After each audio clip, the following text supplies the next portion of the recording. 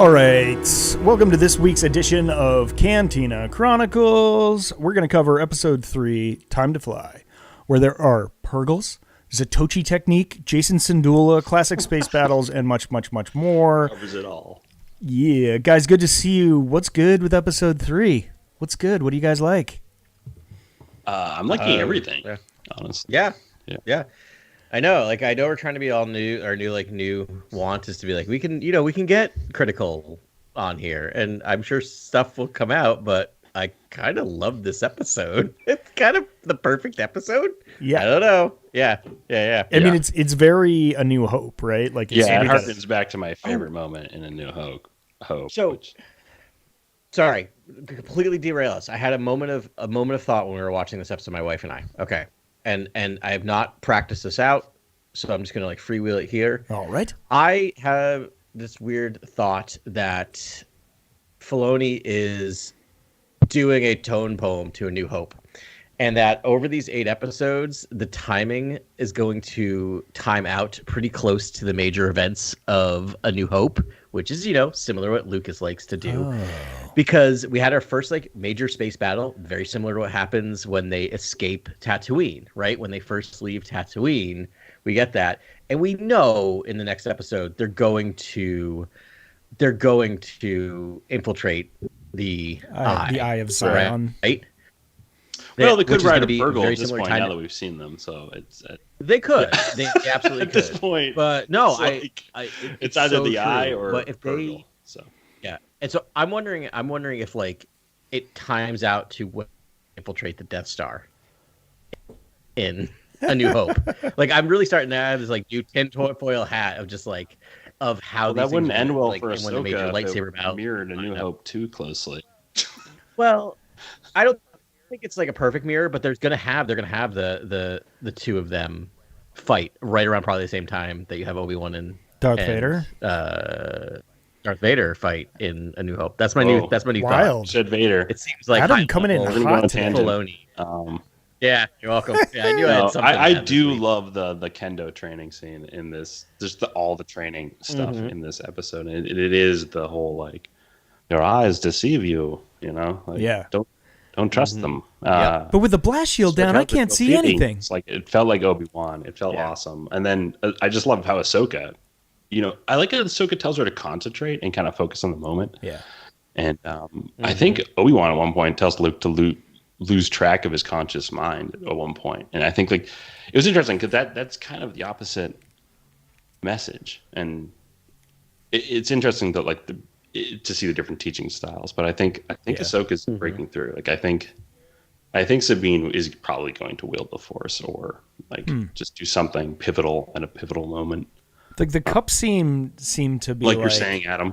Yeah. A New Hope. Yeah. I mean, with her trying, Sabine trying to move the cup was you kind of were is she going to do this right now? And it definitely set up something for later. She's that's round 1 cup. Can I call something right now? It's a crazy theory. Please. Can we just do a quick theory right away? Let's do all the theories all the time. What if it's taking out Thrawn? Because we know how Thrawn dies in the Heir to the Empire books, and it's there's a massive spoiler here for the Heir to the Empire trilogy before we enter this sector of space. But Rook kills Thrawn.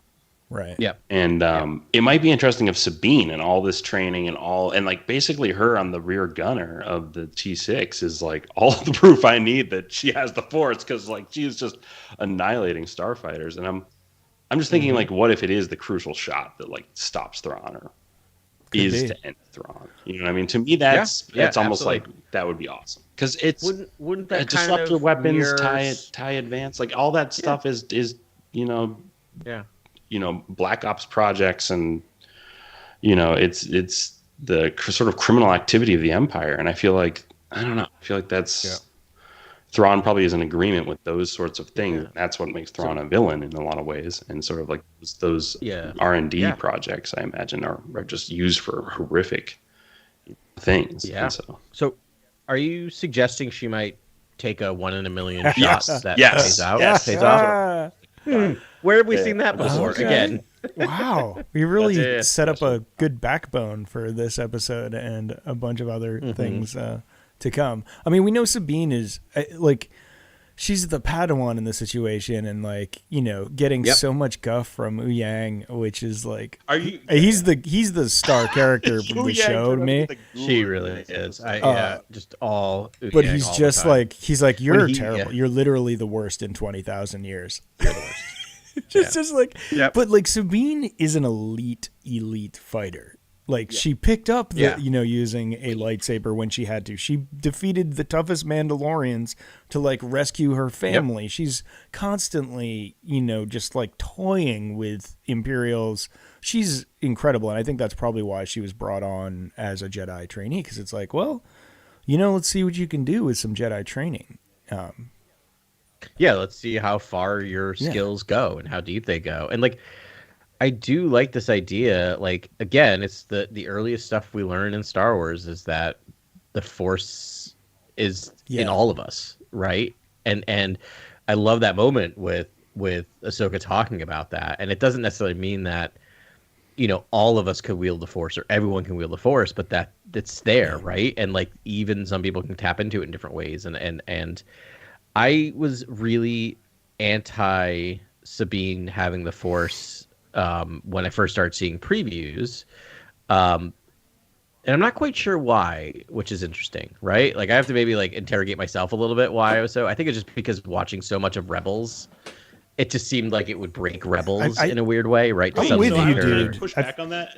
Are you pushing back on that, Ben? No, I'm going to echo it. So you go first, Grant. Okay, I would just say that when she does train with Kanan at one point when she's... it's a mirror to this episode, actually, where I think when she thinks of her family and she gets extremely emotional, she actually can tap into the Force, and it's debatably the dark side. Yes! And like, that's what's cool about her character in a lot of ways. And I feel like that happens in this episode. Like, she starts, you know, fighting with more ferocity, and like, Ahsoka knocks her off. It's actually my favorite moment of the episode when she's like, you know, anger and frustration will grant you power in the moment, but like it will knock you out of balance. And it's such a good line. I was like, this is the best line of the episode. It's such a great line about the dark side. And it's a very different take on the dark side, where it's not just like, ooh, it's a dark path of bad. She's like, no, it'll unbalance you. Yeah, and it seduces you. It's like, no, it just makes it easy. It's easy, but it will unbalance you. Like the real bad part is it's like you're not going to be thinking clearly, and like it's a very tactile description of why the dark side is bad, which we don't get a lot. It's just like, it's just bad, don't worry about it. But Grant, I love that you brought that up, because I noticed the same thing. It was like when she finally did like, you know, start wielding the Darksaber well and and defeat Kanan Jarrus in training, it was because she was like really dipping into her emotions and getting really mad at her situation and at herself, and all. Like she was like going straight to the dark side, like you're saying, and then she was clearly doing it again here with Ahsoka and seeing some results, and that's fascinating, right? It's like it's almost like where a lot of her power is, and like it might be the conduit upon which, you know, the output for her power, basically. All right. Which, I mean, so two things. One, like I've come back around in these 3 episodes of like, if Sabine ends up being Force sensitive or being a Jedi, I'm cool with it. Like they're taking it down the path in the way that I'm like, yep, it takes a while to unlock. She doesn't have natural talent, right? But she has this block. The other thing is like, so again, it is very much similar to A New Hope. This is not, I was not thinking of this before, but it's just like, you know, Obi-Wan being reluctant to train Anakin because he has too much of his father in him. Right? And so now we have another person who was trained by Anakin Skywalker who might be kind of doing the opposite of like seeing the dark side in Sabine, seeing her use her passion and fury to do this and wanting to be like, well, I can't save Anakin. I can't steer Anakin away from the dark side, but maybe I can steer someone else away, right? Like, well, in a later moment, again, this episode might be a mirror for a larger macro story of the season, which is later in this episode. Ahsoka just trusts in Sabine at a moment. I love that moment. Let's the Padawan lead the master, and I was like, this is so exciting, and basically the teamwork sort of changes, the dynamic changes instantaneously, and it's so cool to see Sabine, you know, call for the maneuver and Ahsoka follow that order, and it was just teamwork in the best light, and I thought it was just beautifully sort of displayed teamwork and how teamwork can work. When you support each other. I wanted to talk more about like Sabine and just dealing with the Force. And also, so I don't want to see her use the Force. I just love to see this as sort of like a test case of what happens when an elite Jedi trains a non-Force sensitive user. And sort of just see how that plays itself out. Like if suddenly she can unlock the Force, like that like opens up so many possibilities. That's like it's a Pandora's box of like, no, anyone can have the Force. And I don't know, it just seems to water down the gravity of the selection, and I feel it really needs to be like yes, she can discipline herself like a Jedi, and that's very important. Yeah. But I'd like to be able to be like, now you can just sort of like pop the lock on the Force, and like then you can do whatever you need.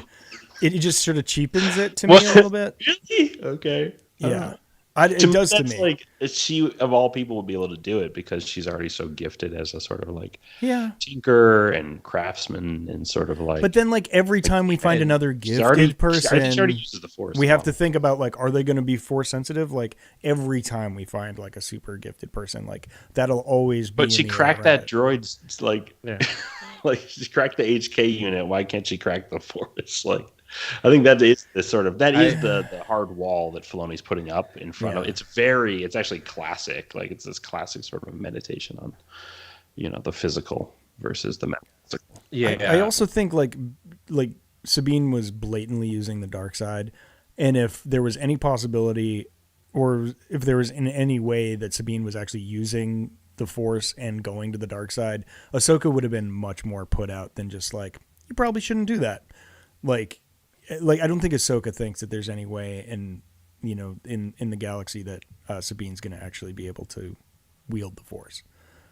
I don't know. Again, that's why I love that's why I love the kill shot theory, where it's just that 1 in a million shot, like the New Hope. I'm wondering if the story might be kind of threading the needle of like what we've talked about is like you are not Force sensitive, but the Force is working through you.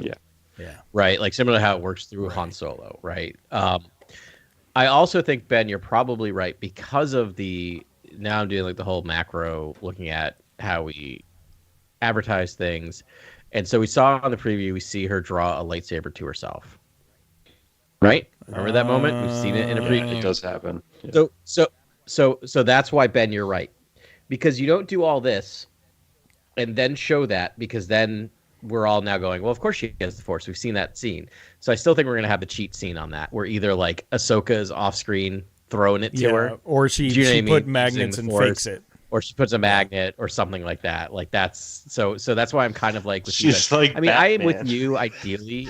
Yeah, she's like Batman. Building all these gadgets to be a Jedi. Which is how her story is in Rebels, right? Like she becomes the reason why she can actually beat others with the darksabers, because she starts fighting like a Mandalorian, right? Which is all these gadgets. Right. And also they've set the groundwork for it with Nanjiani's character in Obi-Wan, where it's like, you do parlor tricks and feign it, but I could definitely see Sabine being like, okay, I want to be able to do this. I can't trust the Force to help me with it, but I can make it happen, and so I'm gonna rewire my Mando suit and do the thing.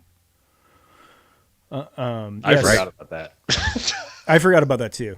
Yeah, that scene in the trailer. See, like the trailers showed kind of too much. I don't know. There was a lot in there, but like it's a little cat and mouse game, right? I also that training sequence is called Zatoichi, which if you spell it out is the same thing as Zatoichi, and I'll never miss an opportunity to flex that I watched Zatoichi. Which is this amazing Japanese samurai series with a blind swordsman, where the director is the main character and plays the blind swordsman Zatoichi. It's just, if you ever get a chance to watch it, it is fantastic. But I loved that nod there. We ran a word count of Zatoichi on our podcast. Turns out we've said it 5,000 times. 5,000 times. I will never miss an opportunity. I love that show so much, and I'm so proud of myself. No, I think we've mentioned Zatoichi, more than most podcasts, I would say. Yeah. I'd say that's a safe bet. So we've got that going. I have for still us. said it 0 times. I'm surprised we haven't talked about the soothing droid noises in the beginning of this episode. Like, are you guys more like Uba people from the prequels, or are you now converted into the Yate people? The Huyang. Huyang. I'm converted. I'm way converted. I'm not. I loved that training sequence. Uba. Uba. Still the top. Yeah. All right.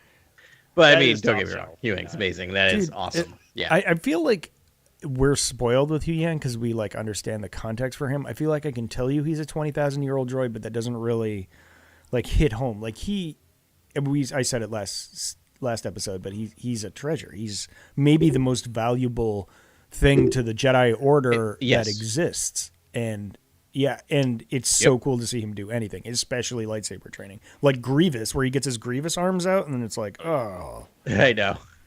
So it is amazing. It also is just like, it's like having having an episode where someone's walking around with a, I don't know, like a Ming Dynasty face. Yes. And you're just sitting there going like, don't drop it. Right? Because like literally I'm watching this episode and he gets shocked and like, right, he gets like electrocuted and like powers down. I'm like, do you just kill a 20,000-year-old droid? Like, what are we doing? Why are you bringing this guy out on missions? Like, he should be in a museum. He belongs in a museum. I don't think we're going to get any explanation on him, which is it'll probably be. It feels like a comic, and it'll be like, oh, it was, delving I think into. We brought up last week where we were thinking, why isn't he at Luke's temple? Why isn't he just helping to sort of start the planning there, build the new Jedi Order, Jedi training facility, design the combat grounds, the lightsaber training arena, what have you. I imagine he has the schematics for a lot of the designs for those things. Right, and I stand by my argument that I think Luke doesn't know he exists, and Ahsoka's keeping him to herself selfishly. That's great, because then Ahsoka wants him to start completely fresh, because she doesn't believe in standard Jedi protocol. Yeah. Right. Yeah. Which it would make sense she wouldn't trust like, Luke, right? Because she's like, well, I know what your father did. And you seem like a nice guy and all, but so was Anakin Skywalker. So, yeah, good luck to you. It's so fascinating. Like, we just need an exploration of the Ahsoka Luke relationship in some form, because I need to know, because it could be any of these things, right? Like, it could be like, you are our new hope, our only hope, and I'm not going to weigh you down with all of the things that weighed me down, so start new. Or Ben, like you're saying, like, no, I'm keeping everything away from this dude because of who his father is. He's sus. Luke is sus. Like, either way. What were you going to say, Grant, before the show, you were saying, like, where is Luke? Like, did you want to talk about that? I'm just thinking, especially when Hera, I think we're at the scene now where Hera's talking to Chancellor Mothma and Senator Ziono. Did you guys get that reference? As his dad, right? Super deep cut. I'm like, really? I didn't think Resistance. Dude, we got a Resistance reference to Star Wars Resistance, which we covered a long time ago. Yeah, in a galaxy did. far from. We went through the whole thing, man. I mean, I'd like to say, hey, you definitely need to watch it, because I say that about everything, but I got to say, you really don't. You really don't. There is a lot of cool lore stuff that happens in Star Wars Resistance, and the characters are fantastic. And it's occasionally very funny, but it's aimed towards a much younger audience. But some of the most valuable content, because we have nothing. It's like it's like right before the new First Order blossoms. And it's interesting, but you do. There is major First Order stuff in the show. Major. And cool First Order stuff, too. Yeah. And there's also Matt the Technician stuff, which is kind of funny as well. The radar technician. Right. So Kaz Ziono is the main character. The Senator Ziono, who's butting heads with Hera, we see in live action. He's a jerk in Resistance, and he's a jerk in Ahsoka. Yep. Talk about oligarch, right? Like, total oligarch dude. I know. He just doesn't get it. Oh, but like, how sick was that burn though, where she's just like, "Oh, I'm sorry, what were you doing during the war? You just sitting it out to see who came down?" It was just like nothing. Yeah, he should have committed separate right there. No, you didn't do anything. All right, tough as nails. Love that. Yeah, I always just expect like Mon Mothma to like look at the camera and like the Office like theme music to start playing, or like Curb music, like. I just feel bad for the New Republic at this point. Like it just seems like a slow moving, train wreck. Train. I know. Yeah. Yeah, I know. They had to establish it that way, but it's like, can't we just get our utopia for like 5 I'm like, no, but minutes? this is where I was like, send Luke. I know. Like, where this is now we're to my point where I'm like, okay, you can't get permission to send the fleet. What about Luke? Like Luke Skywalker? Yeah. Like, that seems like someone. What about Luke effing Skywalker and Han Solo and like Han those? Solo would probably be interested in this. Or Lando Calrissian. Like these are the people that you're like, when you need to get stuff done, you contact them and they're like, oh yeah, we don't need any like permissions. We're gonna go do this thing. Like they are OP. Will do whatever they want. Will always get the job done. Like I mean, Ahsoka's fantastic, but it's like I feel like my understanding of Star Wars. It's just about an assist. It's only just about an assist. Yes. And what can you offer? And it's like, I don't know, A-wings. The A-wings that flew by, I don't know, one Nebulon freighter or frigate with some A-wings. Like I don't know, not the whole fleet. We don't need the fleet. I don't think. Right. That was what was confusing to me. But yeah. I mean, it is odd. Like I mean, the funny thing is the Trinity, the Luke Leia Han thing doesn't bother me as much because of the timeline stuff. Like Leia's on Coruscant, I think. Mm-hmm. No, we have She's no probably idea. preggers. Pregnant or just have had. So I think Han's probably homebody with her as well, and not really doing it. Luke, I mean, we saw him in Book of Boba Fett, like right up against this. Like he is like monk Luke at this point. Like that is my theory. Is like he's like, I don't care. I'm not getting involved in galactic politics. I'm I'm trying to restart the Jedi Order. This is not what I'm doing. Right. I'm busy like with my androids building. That makes sense. Like they're all doing me time for a sense. while. Like they earned some me time, but like, and they're doing it. Yeah. Lando. Like Lando is the one where I'm like, Lando is the guy that if you would need to get a mission done, is call Lando. The other thing is, have you heard of someone called Wedge Antilles in Rogue Squadron? Yeah, I read. I know it's not canon, but I read a lot of books where this would be. I know, perfect or for that. Alphabet Squadron. Yeah, Alphabet Squadron. Like, one squadron to help with those starfighters that they immediately The became name engaged with when they arrived at the very far periphery of the system. I was like, oh wait, the fighters are just there? Okay, like all right, well, yeah. I have to say, I think my favorite squadron, because each of the member has like such a distinct personality, and we read the trilogy, it would be Alphabet Squadron. That would be my chief cameo that I'd want to see. Like if Hera's like, okay, like I see you need backup, I'm sending Alphabet Squadron, and they're like, Alphabet who? And then we get like Kyros and all those like sick characters, and like it's Chaz to Nachazi, Nachazi, yeah. Yeah, I like those books. I as a person who like favorites are the Rogue Squadron series. I'm just every time I was it's reading, like Wedge really Antilles and a bunch of randos, though, right? I think those books have some of the best planet names and world building and descriptions for like space combat. Like I love the Pandem-Nye and like Necronus and like all these crazy crazy worlds. Like I love just sort of the descriptions. And the funny thing is, like, you are right that they're ripe to have a visual cameo, because it's odd that the conceit of their squadron is so visually appealing, and yet it happened in a book, right? To have them, each one is a different style starfighter. It's like this is meant to be on the screen because it's so easy to distinguish. It looks so good cinematically too, because it would be all the different fighter shapes, like all the silhouettes just like drifting around each other. Oof. Didn't the Imperial actually fly a TIE fighter too, or was she flying a she was the X-wing pilot? She was a TIE fighter turn X-wing pilot? Turn X-wing, right? Yeah, I think X-wing, so, B-wing, U-wing, A-wing. And there's that Soren Keys guy. That was a great villain in those books. Anyways, but anyways, I digress. T6, they're on their own, and like T6 they have. But before that, though, Hera leaves the meeting after just like serving up, sick burns. She leaves the meeting, and we meet him, guys. We meet the kid. Jason, what do you think Jason's last name is? It Syndulla or Jarrus or Syndulla Jarrus or Jason Jarrus sounds great. Syndulla. I just got to say, but like, yeah, probably Jason Syndulla. I think Syndulla, since father's out of the picture. How do we all feel about that? I loved that moment. I was like, Yes. Yeah. I did too. I think it's a very fertile moment because like we didn't get many lines from Jason, though it is adorable if you're a Rebels fan. His like best buddy is Chopper, and like that tracks, right? Like the kids love playing with Chopper. That was what Yeah, sure. Yeah. Zeb Totally. and Ezra did. They grew up with Chopper and all that as well, so that's cute. But like the one thing he said, he's like, I want to be a Jedi. And I was like, and she's like, sure you do, buddy, and like ruffles his hair. Like, what's that about? Yeah.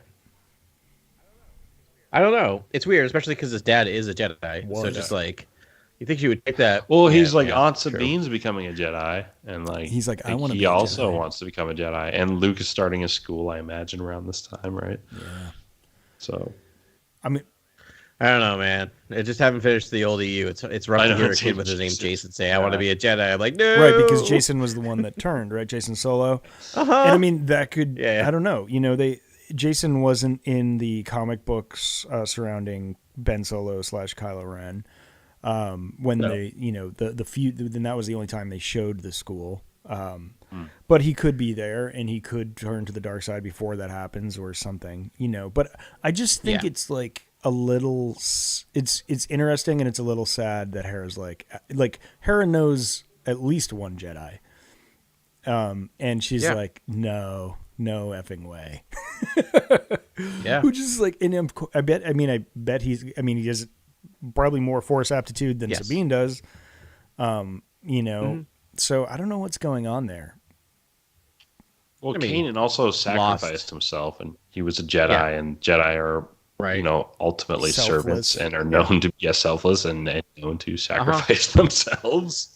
for Yeah, the So it good could just of be the- protection, where she's like, So she's no. like, I just want a life with my son. Yeah, that's what I'm Yeah. thinking. And she's probably like hokey think religions of and she's- ancient religions. She has known 3 Jedi personally, and all 3 of them have sacrificed themselves.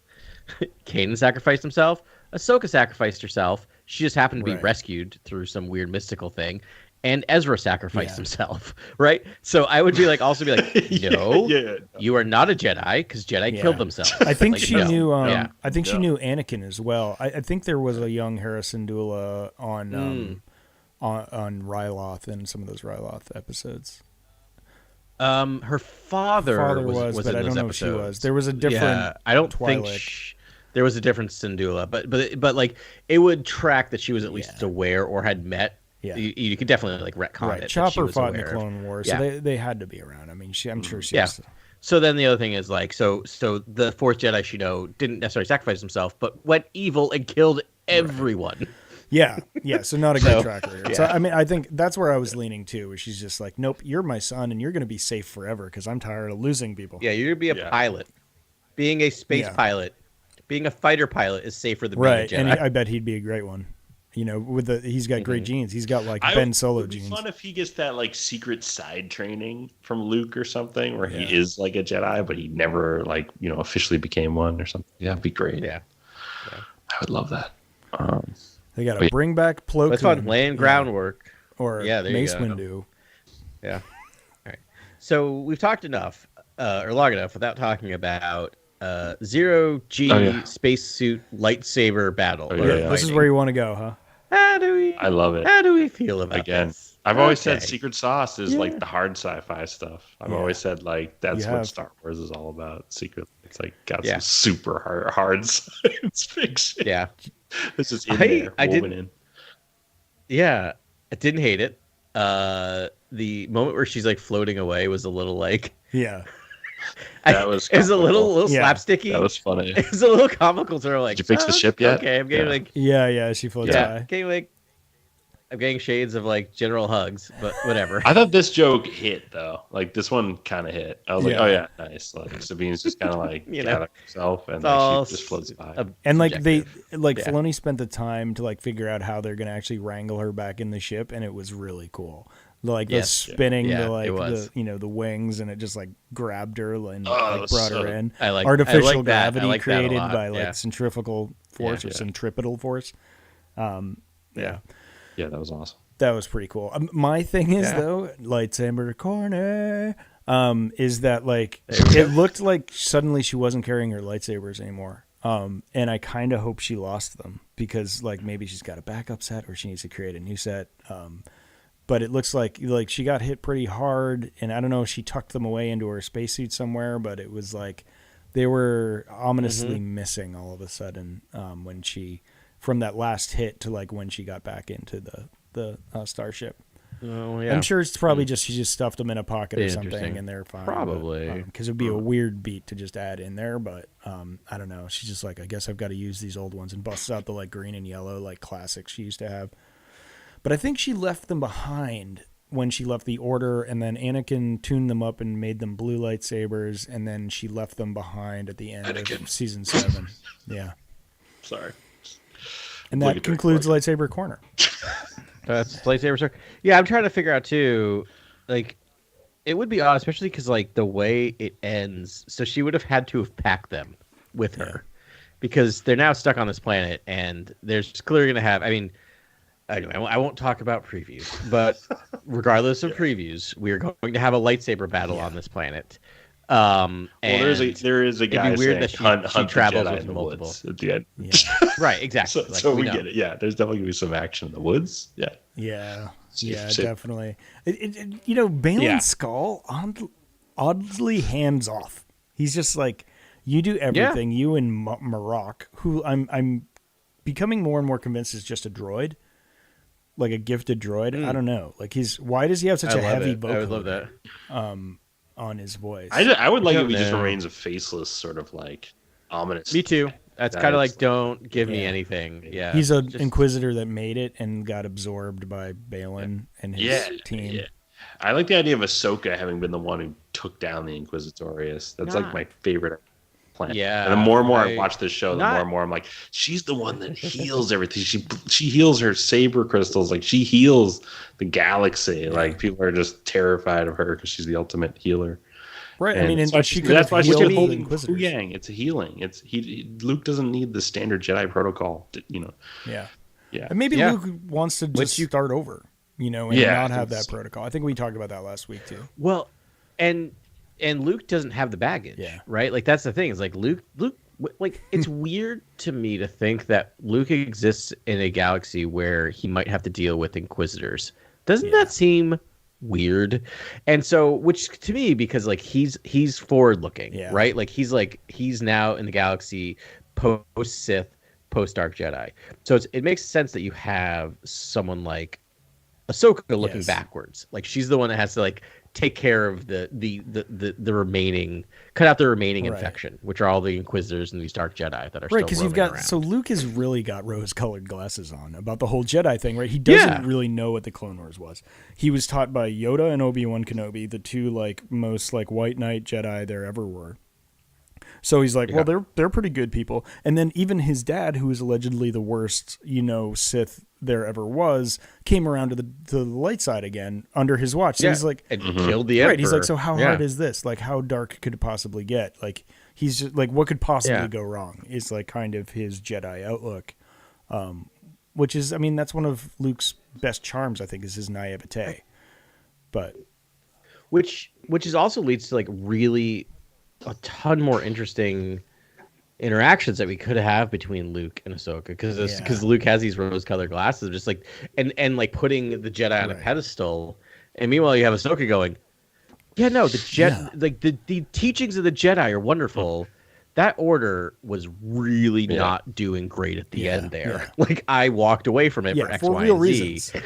Yeah. And all of that illustrates that even the good guys, even these kind of like virtuous, guardian monks, like, when they become too big, it becomes almost authoritarian. Like, it becomes almost like they're involved in everything, and they're actually impacting everything in the galaxy. And the heft of that is a lot to bear, and they're very strict with their members, and it becomes almost too bloated at some point. Yeah, I mean, it's a slippery slope, right? It's like the Jedi are whatever we need them to be, right? But so like that, I mean, that can descend into a pretty authoritarian thing very quickly, where it's like, well, we need peacekeepers and aid givers, and it's like, well, things are all right, and now this is Force, and now you need to be, I mean, they just slid right into generals, like military generals, and then like, where do you go from there? It's like, it just gets darker and darker from that. It's like there was no pull where it's like where they were like, you know what, we're too deep into this. Well, You know? Luke also threw away his saber in Return of the Jedi, and so Yeah.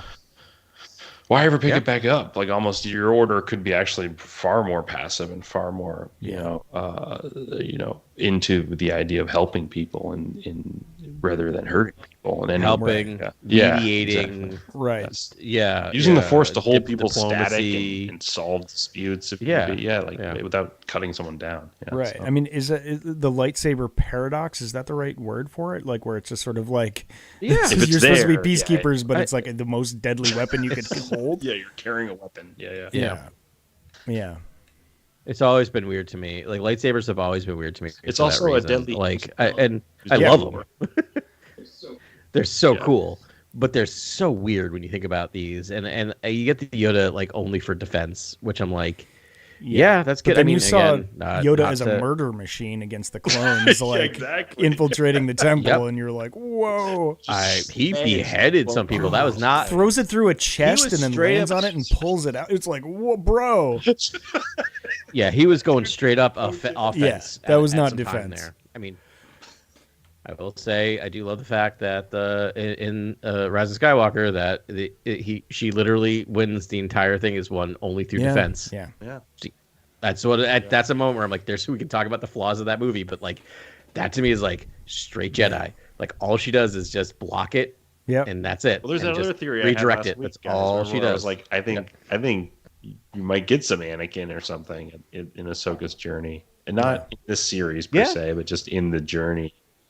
Maybe in this series. Post Mandoverse. Yeah. Because he might explain that he was wrong about a lot of things, and that the Jedi were actually, he right about almost all their teachings with him. Just it'd be Anakin was actually just had too many intense emotions, given his mother died horrifically, was a slave and not freed, and he was taken away from her. Like obviously there's so much trauma there that Lucas is trying to set up that I feel like it's just lost, kind of like you just don't really feel a lot of that, but it's like that's I guess there that you're supposed to kind of eventually he should tell someone about that his story. It would be cathartic. It would be cathartic for me, for her especially. Yeah, for her, but it would be cathartic for me to see Hayden Christensen on the other side of death, like reaching apotheosis. He's now a Force ghost and reflecting back and understanding full well all the mistakes that were made in his full journey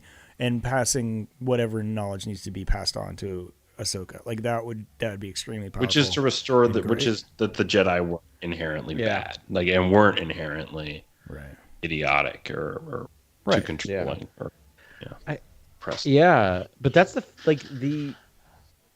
it's this weird, like, it's this moment in Return of the Jedi that was like so beautiful when you first see it, of just like Anakin appearing right at the very end in Force Ghost mode, smirking to Luke. Yeah, I love it. Oh yeah, the yes, I mean, It's great. But it's this beautiful moment, right? And then you're just like, especially if you watched it when it was just the first three movies, like, no prequels, no anything. It's just like this amazing moment at the end. And now you add everything on top of this, and you just think of like, oh no, that is like hell. Like he is a ghost who is now like is corporeal, or non-corporeal, but can be around and is sentient, because it seems like Force ghosts are sentient and able to think and ponder. And so now he is forced to wander the galaxy, thinking about all of the horrible things he did as Darth Vader. Like, it's really kind of like, when you start really thinking about it, it's rough. You know what I mean? It's kind of like, now that I feel better about him being able to be a Force ghost, because like, no, he got the dub against the Emperor though. So like the Force ghosts are like, nice. Sure, that's good. Nice. So do you think sure. So do you think all like the Force ghost younglings show up and go like, it's cool, it's all right. Don't worry about slaughtering all of us. There's like, if you buy Anakin's like episode 3 lightsaber, they can't always just call them Anakin for like reasons, so they're called Youngling Slayer, which I think is kind of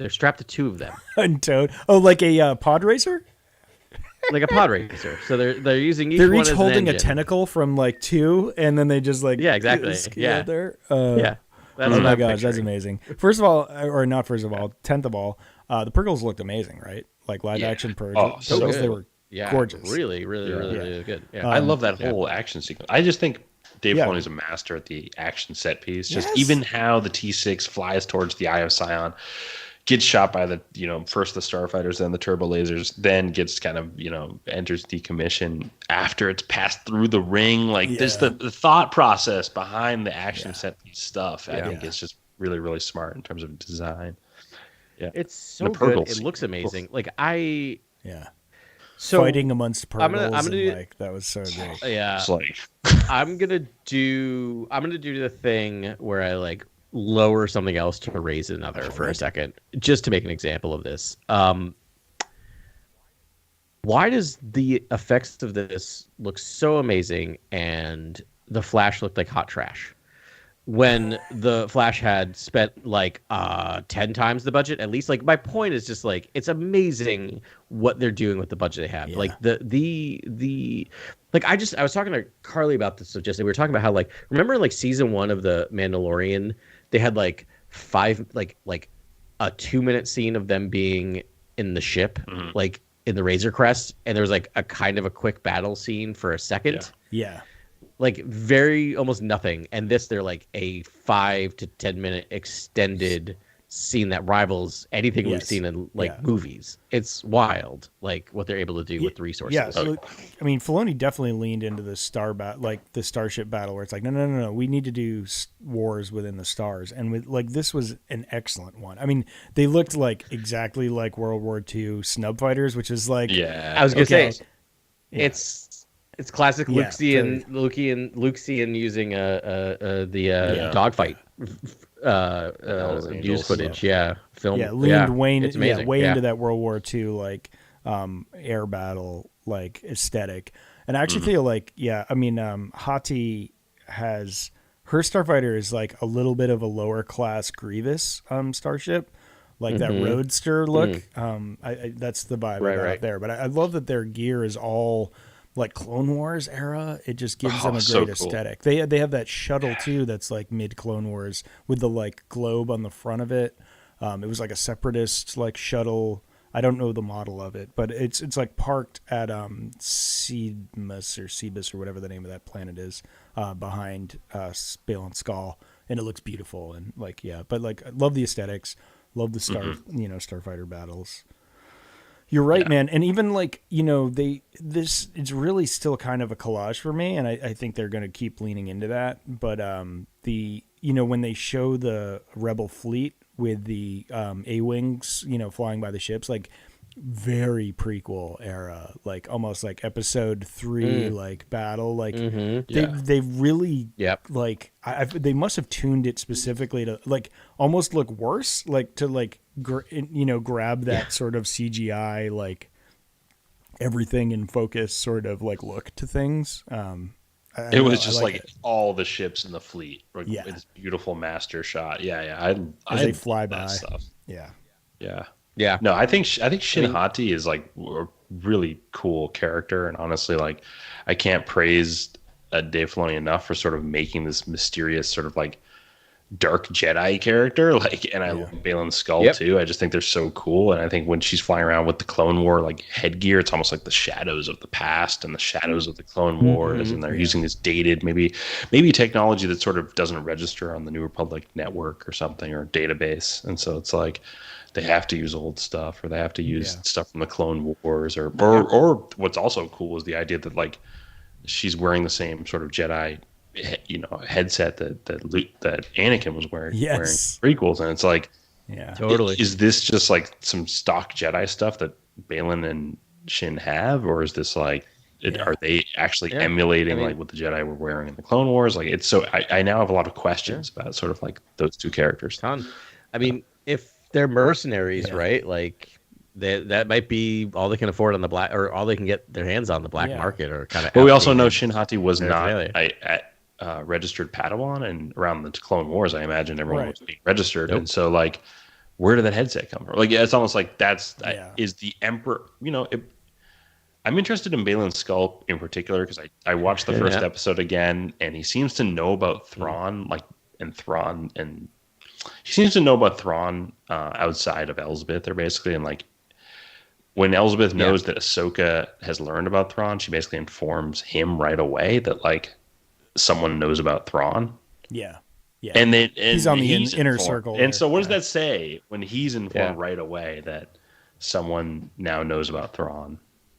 Yeah. And why is he the first person to tell, basically? And why is he so important of a person to react to it? Like, it makes me question, like, is this Mount Tantus Jedi?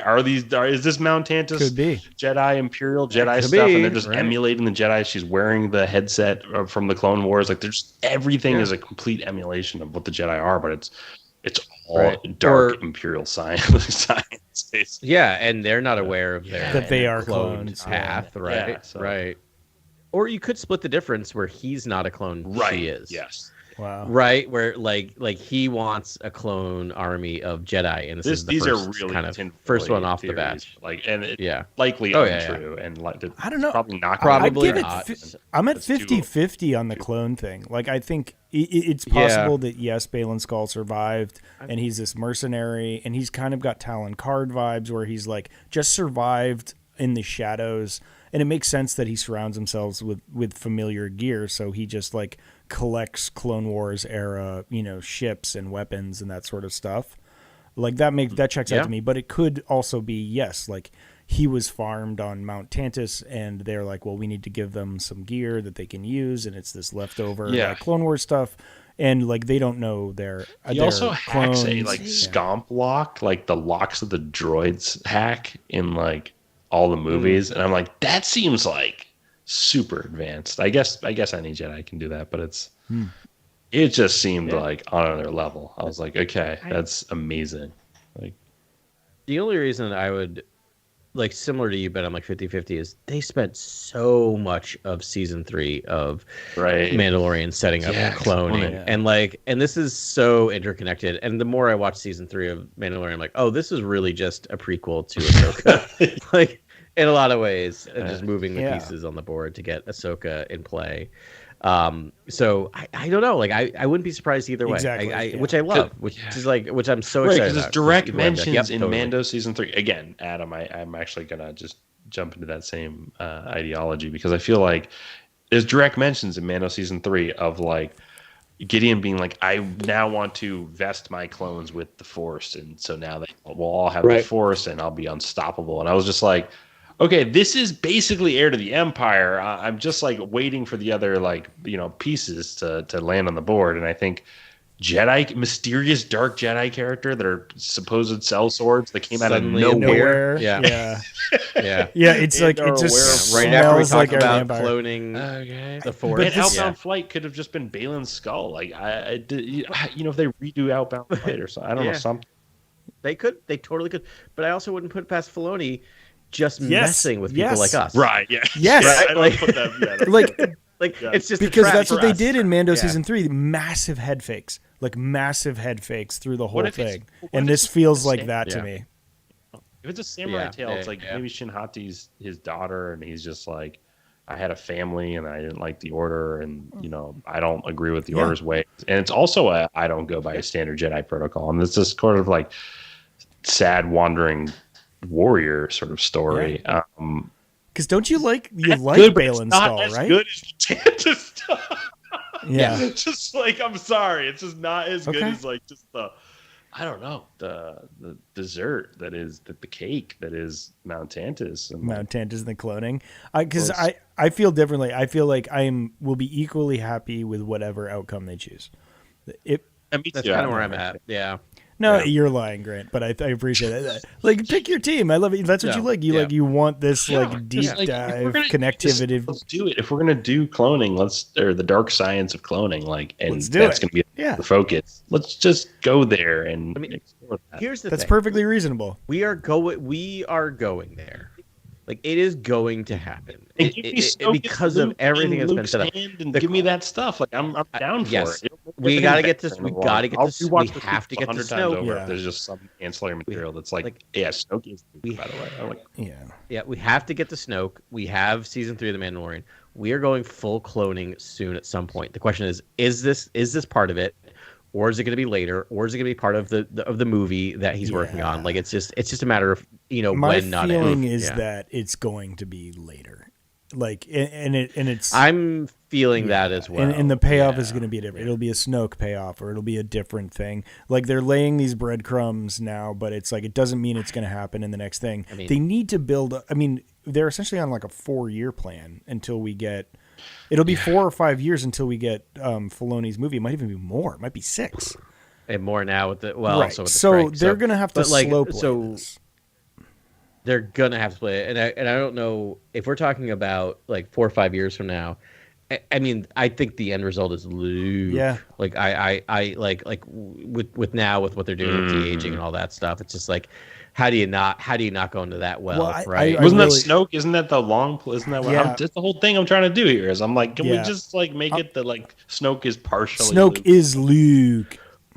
Snoke is Luke. Luke survives whatever this confrontation is and ends up being Snoke. Like that's how he got the scar. That's how he got the scar, right? Like that's how we get to So, so the other thing. Oh, so the other thing I was gonna say is you brought up Talon Card Love that character. earlier. This is the thing that I think is missing from this series is everything. Like it is a very. This is super Star Wars. Not the video game, but it's very Star Wars, right? It's perfectly like all the elements, except we don't really have the scoundrel. It's squeaky clean Republic, right? And Republic, and then we got Jedi, and then we got the Jedi, and also it's like it's a new age Jedi. It's like a new discipline. It's not standard Jedi either. So it's like ultra good basically. So everything's good. Yeah. So I have this I have the episode playing next to me as we're talking, as I always do, just on a loop, and like I keep seeing the shots of the cockpit, which is also amazing in Star Wars, and you have like Sabine and you have Ahsoka and you have Huyang, and it looks great, and I'm like, there's something missing, right? Like literally just a hole that could be filled by a scoundrel. I mean, Sabine which could be considered. She's not really a scoundrel. Yeah, I mean, she kind of is. Like they definitely in the first episode paint her off, but like they're now moving her into the Padawan, the Luke role, and I'm like literally, I think and maybe they'll pick someone up. All right, so let's play the game. Right? If they're gonna pick up a scoundrel, who do you want it to be? I mean, Chopper's a pretty big scoundrel in my yeah. No, he's a droid. No. sorry. I'm just, actual. Yeah, we got Huyang. Listen, I love Chopper, but yeah, right. So that's like you're saying that's the sort of like it's a missing piece component. Okay, all right. I think. Well, Sabine, I would jump on the bandwagon that says Sabine is sort of providing that edge. Yeah, for sure. I get that. I just think you need another humanoid to play off of in this dynamic. Don't join. Don't join. I mean, maybe a young Benicio DJ, in there, just like because I think a slicer makes sense for them because they kind of have 2 pilots. I love actually that Sabine ended up taking over piloting the ship and doing a better job than Ahsoka. That was impressive. And I'm also like, give me a new character. Actually, just give me Talon Card. Like again, I honest to God, like they have not used this character yet in this. I'm like, why not? Every other random character has been made. So like, do they run across him in the eye? Well, like, did he run afoul, or is he running an operation with this group and then like they run into him in the eye and are able to kind of sway him over to their side? Right. I would much prefer a Talon. So for Grogu, Talon Card is a smuggler king. I would say he has his own fleet. He's very savvy. He's smart. He recruits Mara Jade. He's very smart and fair, and generally very like light side good person. Even though smuggling is his job, but he's very clever and he's a chaotic. Good. Very. Yeah. Reminds you of Luthen Rail a little bit, just in terms of tactics and sort of like tactician. He knows the he knows how to, the dealings Yeah. of all the planets he visits. And, Right. So yes, I mean, I would love for them to like resurrect that character, though I don't know how you'd shoehorn him in at this point. You know who I really, really, really, really, really, really don't want it to be? Hondo Who's that? Ohnaka. Exactly. Yeah. Oh no! Oh no! No. Oh no! No. It won't. Oh, it's That's so Skeleton gonna Crew, be guys. That's Hondo. Skeleton Crew. Come on. Oh That's a different show. Yeah. No. Oh, No, it's a I see. Filoni I show, see. and we I just already don't had to think deal with he- Cad He's in Bane. Galaxy's Edge. Like he's See, alive and doing Oh stuff. crap! Crap! I'm going to brighten crap, your guys' day right crap. now. I don't think Filoni can resist not getting the Rebels back together in this show.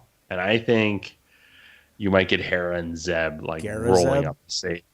I mean, Zeb would be great. Zeb is a good. Because Zeb's yeah, great. I like the Zeb Actually- episode. as not a scoundrel, but he's Yeah. he's sort of a brawler. He's a Yeah, brawler. He's a heavy. rough and Yeah, like he's a brawler. he would totally add I mean, that element. it could that you definitely need. be Hera, Garazeb, Chopper, and Jason. Actually, too would kind of fill that Ezra. Jason would be the Kanan, Yeah, the fill-in. Kanan Yeah. Ezra thing. Oh, that's. I mean, And then if you Ezra's his brought in master, Jason, and then Ezra trains him. I don't know.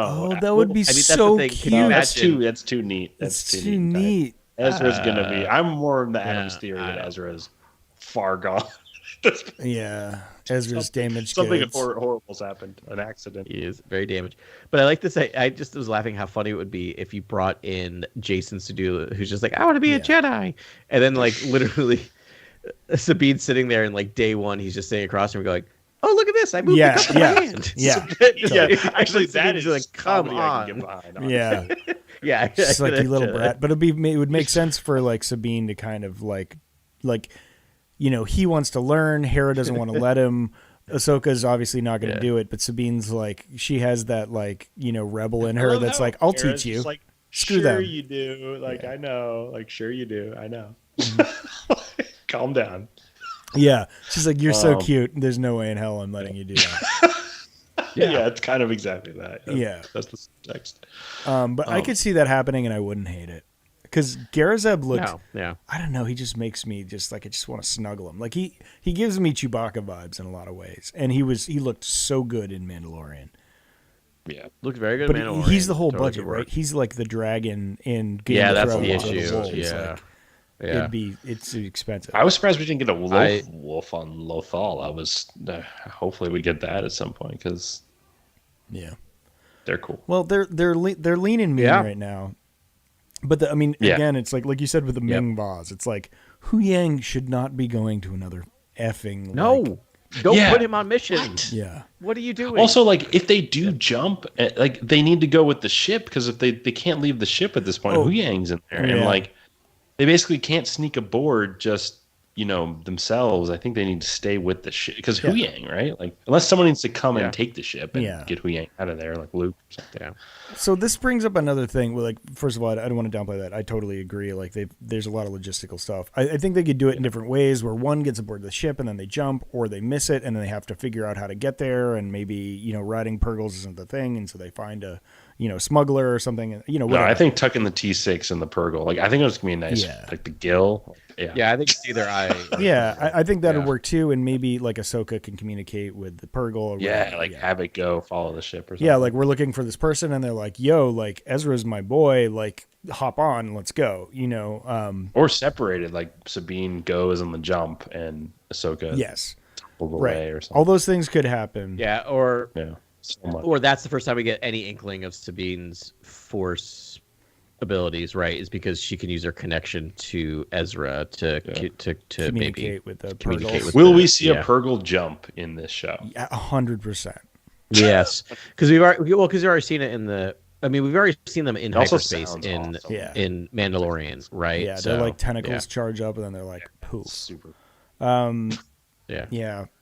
But Oh, you were sorry. going- So this you is were the other about- you thing. were This leading was up to another thing, something, Ben. a theory that I had. So the ring, the ring of the Eye of Sion. Do you think it's designed to snuggle because it's designed like a prequel era, like hyperspace Yes. ring? Hyperspace. Well, I was trying to figure out what it goes around. Like Yes, it snuggles around a 100%. Star Destroyer and can Yep. take a Star Destroyer. Oh, or does it snuggle around a Purgle? Oh, and well, that would be a hat on a hat, I think. Right, I guess it would be unless you can use that to force it to take you where you need to go. But I like because the Star they dragged Destroyer. a Star Yeah, Destroyer like to this other planet, and so I feel like maybe to take the whole thing, they want to take the whole thing back, and so it can you could snuggle a Star Destroyer in there or a large ship or whatever, but something goes there. That makes a ton of sense. Yeah, that's a great because I had the same thought, but I'm like I know this thing. It's like the same thing that we're on the Jedi Starfighters, right? Where I'm on a just much larger scale.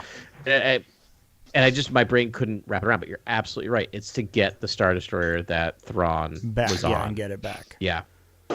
What do you think about that, Grant? That maybe you could put something in that ring, in the Eye of Sion, and carry it through hyperspace. No, I think it's a Easter egg for Outbound Flight, because isn't Outbound Flight have a bunch of hyperdrives around a large ship that's in the center, basically? Yeah, it's snugly in the center. It is, but this one's going to be around the Star Destroyer. Or maybe it is maybe they do retroactively tell that Outbound Flight story and bring that. Well, remember back. It was like a republic. Guys, bad air spacecraft, but so. We may have stumbled upon something here.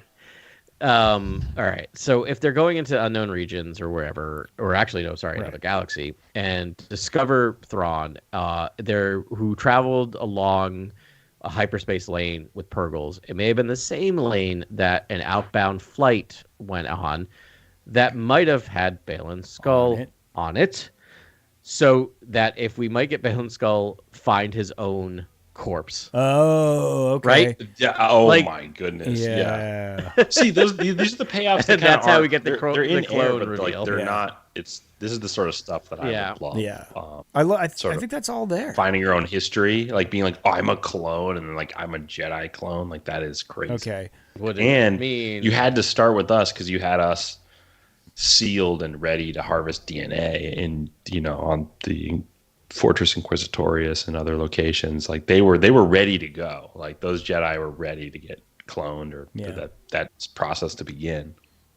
So yeah, that makes a lot of sense. You guys have to pinky promise with me that if they do a massive Outbound Flight retcon, that we'll read it. That we'll read Come it. back. Yeah, we'll read it. Dude, it's so good. It's actually a really fun book. It has a lot of process. Yeah, is that a Zahn book too? Yeah. All right. Yeah. So that's another Zahn book. I'm totally. It's his first book in the timeline. Yeah. It is essentially. It's his first Star Wars timeline. In the actual canon timeline. Yeah. Of Star Wars. In the Star Wars canon timeline, but not his first. No. I mean, I'm saying canon. But in terms of his earliest. Canon timeline. That's the earliest moment he wrote about, which was kind of when he wrote it was kind of key because he actually was writing about prequel era stuff for the first time ever in that. Yeah, it's cool. Okay, so I have one more massive thing that I want to talk about. I've been maybe having some adult edibles and watching some watching Ahsoka. I've watched all the episodes multiple times. If I had my druthers, I'd watch them all again a third time in consecutive order because I'm so excited. Tonight I might just do that. But have any of you spent any time with the end credits, real time? Yes, I have. It is a map of the multiple galaxies. I think it's the same sort of star map. Right. And these are the Purgle migration routes, right? Sure. Yeah. But did you notice the very, very, very end? All of the routes, and this is just in their Game of Thrones end credits, they all end up at the same planet. At the end, so you're following one, right? And then at the very end, it blasts out into the other galaxy. But when it arrives there, 4 other prongs arrive at the same time. So this planet, because I'm very curious about this, right? And I very much don't want it to be the solar system, or Earth solar system. But I'm thinking maybe because it also is why would he be here? You just know these Purgles bounce around galaxies all the time. So why this planet? So fast or so far that they had time dilation occurs and their dynamic and behavior as animals is highly abstract and complex that we'll talk about during the show. That's part of their fascination around them. Yeah. That would be cool. And sort of their migration routes almost look like the world between worlds and like all the paths that are in do. there. And it's like to me, I was just like, is this sort of the imagery, the graphic match imagery that Filoni's trying to draw, where he's like, look at all these paths that they travel just in the actual galaxy. Right. But then, will we get to territory where we're going back into the world? But why do they all end up at the same place? That's what I'm asking you. Right. Yeah. And I mean, my answer is that like maybe this is like the Purgle homeworld or something, because it's like right. The Purgles could go anywhere. Why are they is everyone so like certain that this is where Ezra and Thrawn went?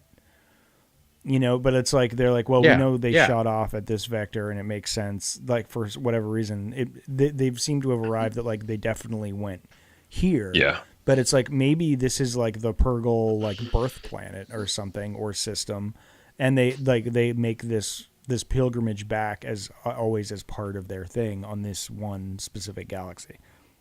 That's my theory.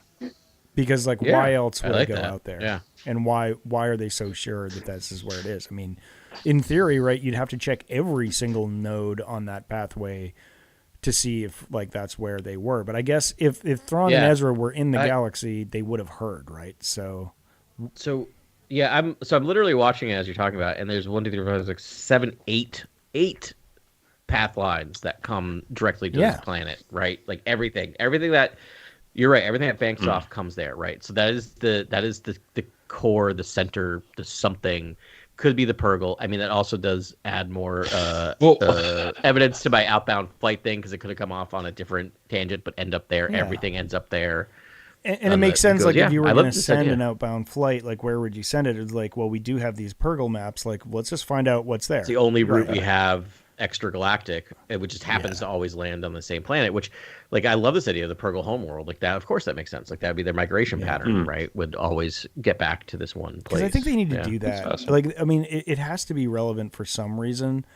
And, and you're opening up again another Pandora's box when you're just like, now we're going to extragalactic stuff. And I do think that this planet's not going to have the Force. And I do think that this planet you may stir up sort of a hornet's nest when you get there.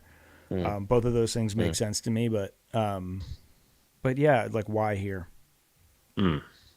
That's interesting. Again, my whole theory is that I think Filoni might borrow a little more from Heir to the Empire and do like that Mercure planet where the Bisalamari are. Like that's almost where I think we're going, because I like a but planet that was where in like the galaxy. Force. Yeah, I know, but I almost would recanonize that where that's outside, because it's like the creatures there, and maybe the whole planet basically could be like a planet where it's a Force-rich planet, and like all the creatures on the planet sort of have these like Force interactions or negate the Force, or things like that. That would be so cool. And if the Purgles migrate there, it makes sense, because maybe they're sensing the Force energy, the life Force energy there. The life Force energy is just so powerful. Basically, like they have to go breaks your scanner on your X-wing. It's like there's so much life energy on this planet that I think that I hope like is out there, or possibly something that's borrowed from the Heir to the Empire trilogies. But who knows? I mean, we're in a red forest world now in Cetos, so like we're not going to a red forest. It's going to be a biome. I don't think it's a new biome of some kind, I imagine. So yeah, it won't be a red forest. It'll be something of some kind. Yeah. We'll see. Exciting. We will see. This is like such an exciting series. But there might be next there might be an Eye of Sion like episode next week though, like where we're really just. Oh no, those just the forest first. Oh yeah, sorry. Yeah. Next week the is forest. all Forest fight. The week forest fight. Next, then the week after is going to be probably the trip extragalactic, or it might just be infiltrating the Eye of Sion or whatever, and showing how long then the hyper travel was. 7 might be. I don't know. Yeah. Imagine intergalactic, like you're going. Sort of like. Yeah, Grant, you were mentioning like real science stuff and science fiction stuff, which they never deal with, which is like how time dilates. Like, when you travel the speed of light. A long time ago, Purgle might be a different age. Like, what I mean? Like, the Purgles travel vast distances and sort of like are away from each other and different. Did Thrawn and Ezra think they've only been there for 5 minutes? Like when you get there, like you could do some really wild for like time, like real sci-fi stuff out there, which would be fun for me, because they never do that in Star Wars. But it might complicate things. Would it be fun for you guys if like Thrawn this is all just a ruse and Thrawn is actually like always had the upper hand and it is already back operating in both galaxies and like would you be okay with that? Or it's like, do you want Thrawn to be, struggling to survive with Ezra somewhere? Like, because I'm almost thinking he's out there. He knows everything that's happening or something. Like I almost feel like he knows all of this. But I feel like Morgan Elsbeth would know, and like she's like she could just shake down Pelion and be like, "Where is he, dildo? Like, just let me know what's up." Right, unless Thrawn has a reason to send them back to this place. Yeah. Right? Like I don't know, but and is like communicating through these like sort of force like messages to Elsbeth, because she's like a religious devout cultist who's like, no, my mind, my brain says that I'm hearing his call from another galaxy. I love that. Right. Too. That's really great. Yeah. I don't know. It's great and weird. Let's get weird. Could that just be Ezra? Yeah. That's what's weird to me is like, she obviously has the Force. She's, a Night Sister, so she has the Force. Right? I mean, it's just their interpretation, their magic. I have to imagine it's Ezra and not Thrawn calling out to Lady Elsbeth. Like, Thrawn is not Force sensitive. That's just never been canon. How would he do it? Yep. How would he do that? Yeah, I don't know. Messaging, maybe but he could be doing it on behalf he did of put Thrawn. together some sort of basic comm system. He's like, call out to this like person. She will come find us. This is my person that I have for this, because she's, maybe she's his lieutenant that controls Balin Skull and all of his like Force people. So like that's like why Morgan Elsbeth, right? Like the whole thing is like if the fleet went to Denab, like it was almost like a perfect way to lure the Republic fleet somewhere. Like if the fleet did go to Denab, is he waiting there with his cloak? Like I'm almost thinking at some point Thrawn is going to like shoot some turbo lasers from cloaked cruisers and basically then decloak, and you'll see like the ship and be like, oh my goodness, he's had this strategic position on this planet or against these people the entire time. Like it's almost like it's almost like I'm expecting something like that, but that tracks. That's a very more Thrawn. Riskier and braver and more interesting approach might be the like he's struggled to survive with Ezra on this planet, and he's like long haired, and it's like a whole like Thrawn origin again. Like it's it's sort of reset to like all that stuff that we like in the first Thrawn book, I think, or just Thrawn. I mean, right on. All right, y'all. Anything else that we missed? I touched on all of my points that I wanted to talk about this week. Anything else that we didn't talk about? Same. Yeah, no, I think this is one where I was like, this is going to be like a half hour, 45-minute discussion. You guys had said alluded to that in the text, and I'm like, I think I actually have a bunch of things that I want to talk about. Like, I will say randomly, David Tennant is having quite the year. So he has this. He has the second season of Good Omens, and he's coming back as Doctor Who as the Doctor again at the end of the season. So he's like and David Tennant's just an amazing. Yeah, talk about sick burns. I feel like Hu Yang dropped the most. So far in the series. There's like a million memes already for Hu Yang. Yeah, and he's like, I have several thoughts of my own about what's going on currently or whatever. I was like, this is amazing. Like, David Tennant. Also, he seems like the loveliest human being in the world. There's this amazing clip of him getting like a being surprised in an award ceremony of getting like an honorary award, and like they just did all these clips and all these people talking about him, and he was just like actively crying. Aww. It seems amazing. It's just amazing. He seems like a sweetheart of a guy. Yeah, it seems wonderful. Hu Yang is quite the opposite. Yeah. If you really want to see him, you want to see it real dark, whatever. Watch Broadchurch. He's really great in that. Okay. Boy, yeah. That's good things about that actually. It's great. It's a tough watch, but it's really great. Him and Coleman. I watched a good piece of Broadchurch, and it was good. Yeah. It's good and hard. All right. Yeah. Well, I think we did it then. Thank you all for hanging with us for this week's episode.